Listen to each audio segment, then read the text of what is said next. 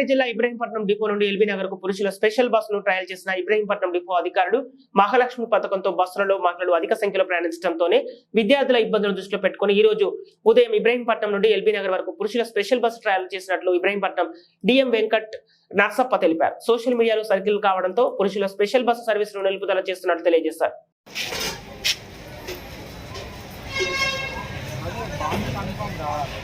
ఒక్కసారి బాండ్ రాసినామంటే మనం ముట్టుబడుతుంది.